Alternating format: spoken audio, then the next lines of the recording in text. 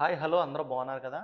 పదే పదే మీరు అడుగుతున్నారు. "అన్నయ్య ఫైర్ కానిస్టేబుల్ గురించి చెప్పండి." చాలా సార్లు ఈ ఫైర్ కానిస్టేబుల్ గురించి నేను చెప్పాను. అయినప్పటికీ మళ్ళీ మీరు అడుగుతున్నారు. ఈ ఫైర్ కానిస్టేబుల్ నోటిఫికేషన్ అనేది ఈ ఆగస్టు 15న వస్తుందనమాట. చాలా మంచి జాబు. ఇందులోనే దగ్గర దగ్గరగా చూసుకుంటే ఈ ఫైర్ కానిస్టేబుల్‌కి సంబంధించి 158 పోస్టులనైతే రిలీజ్ చేస్తుంది. ఈ ఫైర్‌లోనే మరియు ఫైర్ డ్రైవర్ పోస్టులని చెప్పేసి ఒక 147 పోస్టులైతే రిలీజ్ చేస్తుంది. దగ్గర దగ్గరగా చూసుకుంటే ఒక 300+ ఉద్యోగాలు ఈ ఫైర్ నుంచి మనకి రాబోతున్నాయనమాట. Andhra Pradesh state disaster response and fire services department అనేది దీన్ని పిలుస్తారనమాట.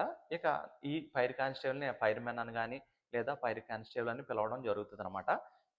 దీనిని ఏదైతే మనకి Andhra Pradesh state level police recruitment board ఉందో ఏపీఎస్ఎల్ఆర్‌పి అది నిర్వహిస్తదనమాట. ఇంకా ఎలిజిబిలిటీస్ వస్తే ఇంటర్ పాస్ అయ్యి ఉండాలి. ఎలిజిబిలిటీస్ గురించి చూసుకుంటే మీరు ఇంటర్ పాస్ అయ్యి ఉండాలి. పురుషులు మాత్రమే అప్లై చేసుకోవాలన్నమాట. ఏపీలో పురుషులు మాత్రమే అప్లై చేసుకోవాలి. ఎస్సీ, ఎస్టీ, బీసీ అభ్యర్థులైతే ఖచ్చితంగా మీరు ఇంటర్ 2 సంవత్సరాలు రాసుంటే సరిపోతదండి. మిగిలినోళ్ళైతే పాస్ అవ్వి ఉండాలన్నమాట. ఇక ఏజ్ వచ్చేసి ఇక్కడ ఫైర్‌కి 18-30 సంవత్సరాల ఏజ్ ఉంటదన్నమాట. 18-30 సంవత్సరాల ఏజ్ ఉంటది. అదే ఎస్సీ, ఎస్టీ, బీసీలకైతే ఒక 5 ఇయర్స్ ఏజ్ రిలాక్సేషన్ అనేది ఉంటది. ఇప్పుడు ప్రస్తుతం గవర్నమెంట్ ఏమైనా నిర్ణయం తీసుకొని ఏజ్ రిలాక్సేషన్ సడలింపులొస్తే అవి కూడా మనకు వర్తిస్తాయి. ఇక ఫిజికల్ స్టాండర్డ్స్ ఎంత ఉండాలంటే హైట్ వచ్చేసి 167.6 సెంటీమీటర్స్ ఉండాలి. చెస్ట్ వచ్చేసి 83.3 సెంటీమీటర్స్ అయితే ఉండాలి. 5 సెంటీమీటర్ల ఎక్స్పాన్షన్ అయితే చేయాలి. పీఈటీ ఫిజికల్ ఎఫిషియన్సీ టెస్ట్ అంటాం అనమాట.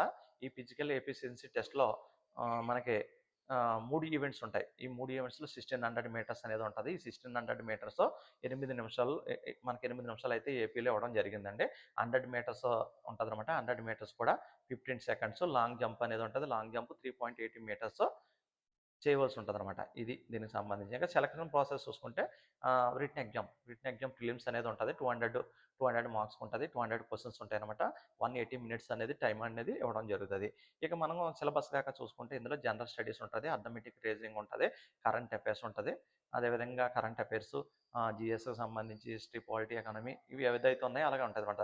ఆ తర్వాత ఇదంతా ప్రాసెస్ అయిపోయిన తర్వాత ఈ డాక్యుమెంట్ వెరిఫికేషన్ అనేది ఉంటది. డాక్యుమెంట్ వెరిఫికేషన్ తర్వాత మనకి మెడికల్ టెస్ట్‌లు ఉంటాయి. ఈ మెడికల్‌లో క్వాలిఫై అయిపోయిన తర్వాత వీళ్ళకి ట్రైనింగ్ అనేది ఇస్తారన్నమాట. ట్రైనింగ్ అనేది 4 మంత్స్ ట్రైనింగ్ ఉంటది.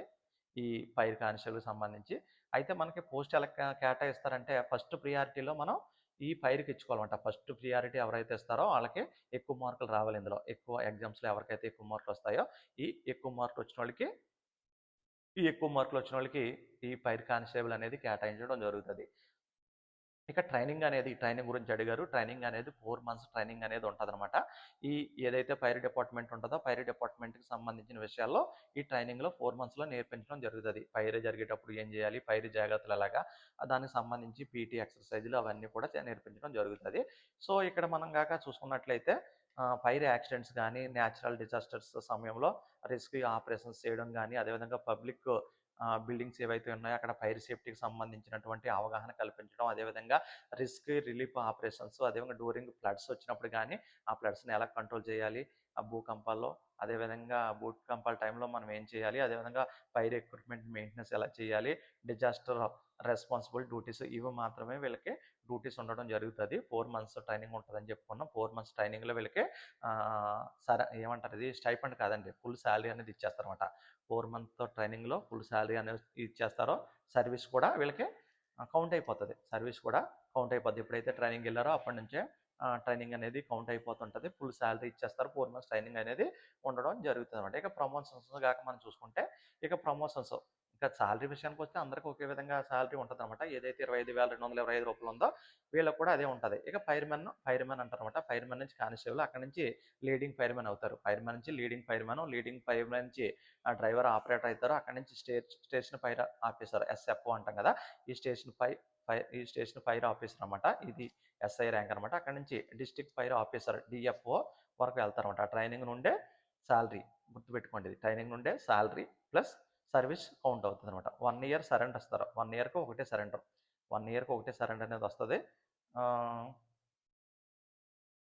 ఈ విధంగా ఫైర్ కానిస్టేబుల్‌కి సంబంధించినటువంటి డ్యూటీసు, దానికి సంబంధించిన వేకెన్సీస్ చెప్పాను. వేకెన్సీస్ వచ్చేసి 158 వేకెన్సీస్ ఉన్నాయి.